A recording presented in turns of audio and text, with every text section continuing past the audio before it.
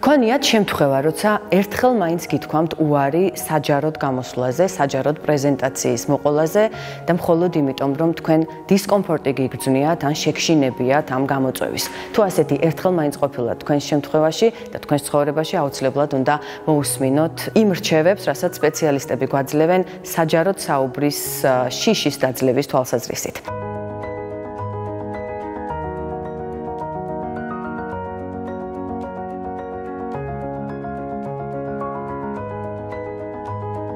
თავიდან თავარი, რასაც ვეუბნები ხოლმე ყველას, არის ის, რომ თუ გეშინია, თუ გაქვს დისკომფორტი, ეს ჩვეულებრივი რამ არის. თუ დისკომფორტი გაქვს, ეს იმიტომ გაქვს, რომ პასუხისმგებლიანი ადამიანი ხარ და არა იმიტომ, რომ ცუდი საჯარო გამომსვლელი ხარ. აქედან გამომდინარე, პირველი ყოველთვის თავაზობ ხოლმე ყველას, რომ გააცნობიერონ მარკ ტვენის სრულიად ფანტასტიკური სიტყვები. მარკ ტვენმა თქვა ერთხელ, რომ არსებობს ორი სახის სპიკერი, ერთი, რომელიც ნერვიულობს და მეორე, რომელიც იტყუება, რომ არ ნერვიულობსო. და მე მას შემდეგ გადავწყვიტე, რომ ყოფილიყავი პირველი ტიპის სპიკერი და ყოველთვის ცხადად ვამბობ, რომ დიახ, ვნერვიულობ და ვნერვიულობ იმიტომ, რომ მაქვს პასუხისმგებლობა იმ აუდიტორიის წინაშე, რომლის წინაშეც გამოვდივარ. ამას ემატება უამრავი კვლევა, რომელიც გვეუბნება, რომ თურმე მარტო არ ვართ და ჩვენ მართლაც მთელი არმიაა ადამიანების, რომლებიც ისევე ღელავენ, როგორც ჩვენ, თუმცა სხვა კვლევებიც ასევე გვეუბნება, რომ ეს შიში არის დაძლევადი და თუ როგორ არის დაძლევადი, ამაზე ვისაუბრებთ ამ მასტერკლასის ფარგლებში. თუმცა მანამდე კვლევები. ერთი ყველაზე ჩემთვის ახალი კვლევა, რომელიც რო აღმოვაჩინე, მას შემდეგ ყველას ვუზიარებ, იმიტომ რომ ძალიან ცხადად გვიჩვენებს იმას, თუ რასთან გვაქვს საქმე, რა ტიპის შიშთან გვაქვს საქმე. ამერიკის შეერთებულ შტატებში ჩაატარეს კვლევა და აღმოჩნდა, რომ იქ ფილმებიდან ვიცით ყოველ შემთხვევაში, როგორ მიაგებენ ხოლმე პატივს გარდაცვლილ ადამიანებს და სიტყვით გამოდიან ხოლმე იქ და ამ სიტყვაში მოიხსენიებენ მის 8 წელს და იხსენებენ, ვთქვათ, მოგონებებს ამ ადამიანის შესახებ და აღსანიშნავია, რომ ამ კვლევამ აჩვენა, რომ ამერიკელების დიდ ნაწილს ერჩივნა, რომ მათი გასვენება ყოფილიყო, ვიდრე მათ ქონოდათ სიტყვით გამოსვლა აი ამ კონკრეტულ ღონისძიებაზე და აქედან გამომდინარე, მე ცოტა უტრირებული მეჩვენა ეს, მაგრამ ძალიან ბევრი კვლევა გვეუბნება, რომ ყველა ფობიაზე წინ, მათ შორის სიკვდილის ფობიაზეც წინ დგას საჯაროდ საუბრის ფობია. თუმცა ამავდროულად მინდა გითხრათ, რომ ძალიან ბევრმა ადამიანმა, მათ შორის თქვენთვის, ჩვენთვის ცნობილმა ვარსკვლავებმაც კი დაძლიეს ეს შიში. მათ შორის არის ოპრა ვინფრი, რომელიც იხსენებს თავის ერთ-ერთ ავტობიოგრაფიულ წიგნში, რომ 5 ადამიანთან საუბარიც კი მეშინოდა, მაგრამ საბოლოო ჯამში იცით, რომ მან თავისი კარიერა სწორედ საჯაროდ საუბრით დაგვამახსოვრა.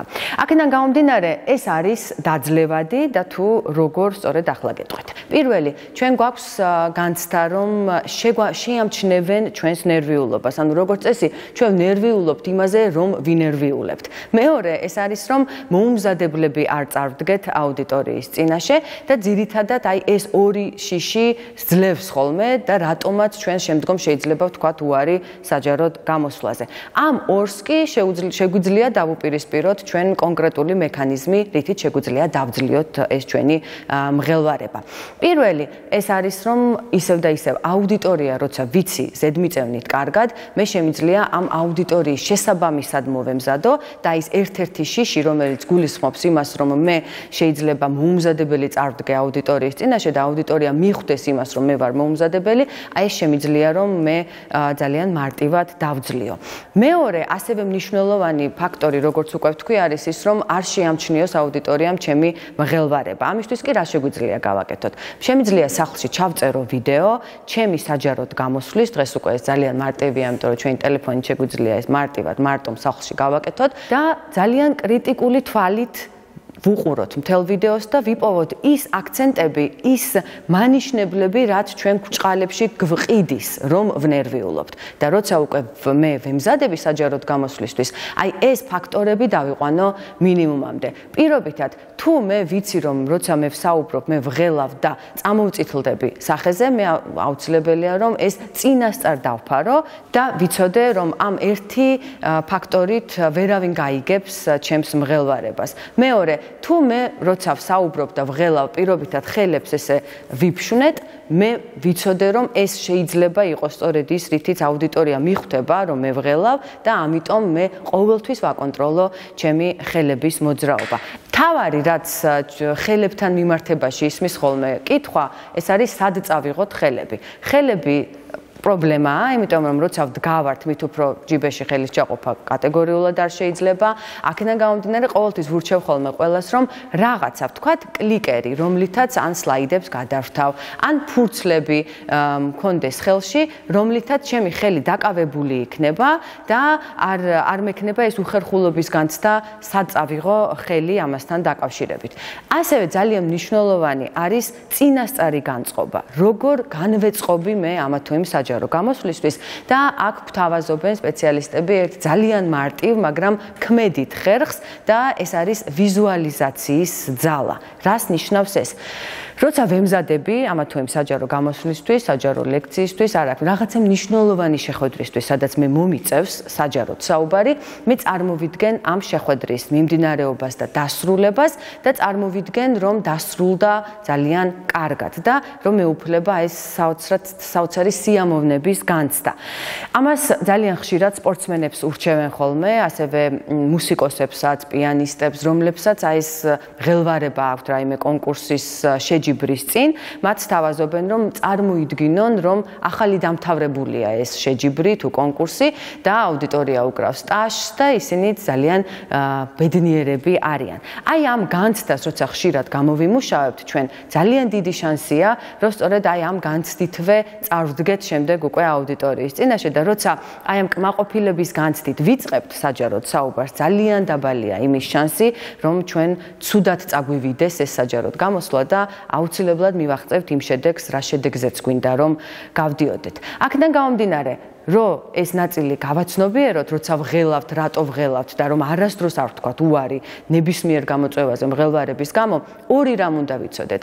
პირველი, ეს არის ცუდი მღელვარება, რომელიც ხელს გვიშლის ჩვენ საჯარო გამოსვლაში და ეს უნდა გავაცნობიეროთ და მინიმუმამდე დავიყვანოთ ყველა დისკომფორტი, რაც შეიძლება არსებობდეს და მეორე, ეს არის უკვე სასარგებლო მღელვარება, რომელიც როგორც დასაწყისში ვთქვი, ვღელავ იმიტომ რომ პასუხისმგებლობის გზნობა მაქვს და ეს მღელვარება რეალურად ჩვენ გვეხმარება. როცა ვღელავთ, ადრენალინი განაპირობებს იმას, რომ სისხლიც უფრო სწრაფად მოძრაობს ორგანიზმში და უფრო მობილიზებულები, კონცენტრირებულები ვართ, მობილიზება და კონცენტრაცია კი ამ პროცესს ნამდვილად ადგება. ამიტომ ეს მეორე გვარი მღელვარება და ოდნავ გულის აჩქარება, როცა სახეზე ჩვენ არ უნდა ვიფიქროთ იმაზე, რომ ეს დისკომფორტის მომგვრელი. არა, ეს საჭიროა და ეს მე მეხმარება უნდა ვიცოდე ყოველთვის და მეორე ნაწილი ეს არის უკვე რომ ვარჯიში და დავიყვანოთ მინიმუმამდე ყველა ის გარე ფაქტორი, რომელმაც შეიძლება ხელი შემიშავლოს მე საჯაროდ გამოსვლაში.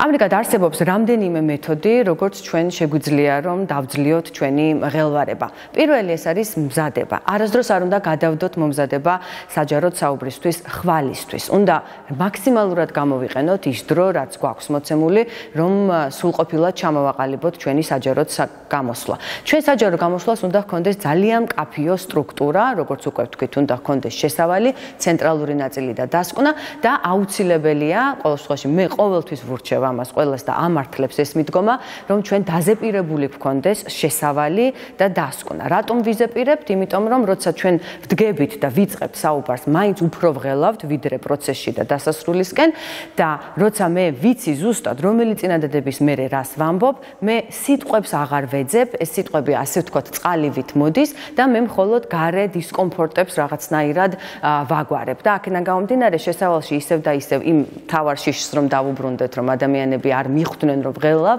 უფრო ნაკლები შანსია რომ მიხვდნენ, როცა გამართულია შესავალი. დასკვნა კი იმიტომ უნდა დავიზეპირო, რა თქმა უნდა, რომ დასკვნისას უკვე ვიღლები, დასკვნა კი ბოლო შანსია იმისა, რომ ჩემი გზავნილი გავატანოს ახლამდე აუდიტორიის წევრებს და ამიტომ უნდა წინასწარ მქონდეს განსაზღვრული თუ რას ეხება დასკვნა. თუ მაინც ვღელავ დასაწყისში, ძალიან კარგი მეთოდია, რომ რომელიც ამართლებს, ეს არის ღრმა სუნთქვის ტექნიკის გამოყენება.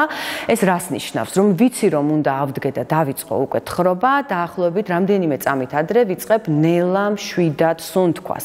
ეს რაში მეხმარება? ისევ და ისევ იმაში, რომ აუდიტორიის წევრები არ მიხვდნენ რომ ვღელავ, როცა ვღელავთ ჩვენი სუნთქვა არის მოკლე, სწრაფი, ეს სწრაფი სუნთქვა კი განაპირობებს იმას, რომ ჩვენ წყვეტთ წინადადებებს და ხშირად გვიწევს ჩასუნთქვა. აი ამ დისკომფორტს ამცირებს ეს ტექნიკა, ღრმა სუნთქვის ტექნიკა 10 წამით ადრე, 15 წამით ადრე რომ გამოვიყენოთ ეს ტექნიკა, ნელა მშვიდად ვისუნთქოთ, ნაკლები შანსია, რა თქმა უნდა, რომ ასე გულაჩქარებულებმა დავიწყოთ თხრობა.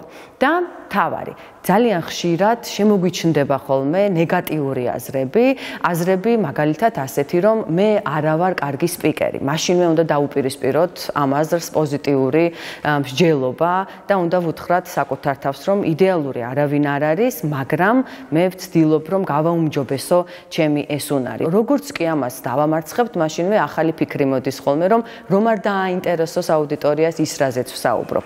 ამაზე კი როგორც უკვე ვთქვი, მთავარი წამალი არის ის, რომ მე შევისწავლო აუდიტორია, გავაცნობიერო ვის ველაპარაკები, როგორ ველაპარაკები და ასეთ შემთხვევაში ეს ერთი მთავარი შიშიც უკვე დაძლეული იქნება. და ბოლოს ისევ უნდა გვახსოვდეს, რომ იდეალურად არასდროს არაფერი არ გამოგვივა ამ შემთხვევაში, რადგან ეს არის უაღრესად ცოცხალი პროცესი, უაღრესად დინამიური პროცესი, რომელშიაც რამდენიმე მოქმედი პირია, როგორც უკვე ვთქვით და ამიტომ ჩვენც არ უნდა გვქონდეს ილუზია, რომ ეს იქნება იდეალური, თუმცა იდეალურთან მიახლოებულს ნამდვილად შეძლებთ თუ ისე ივარჯიშებთ, როგორც ამას სპეციალისტები გვირჩევენ.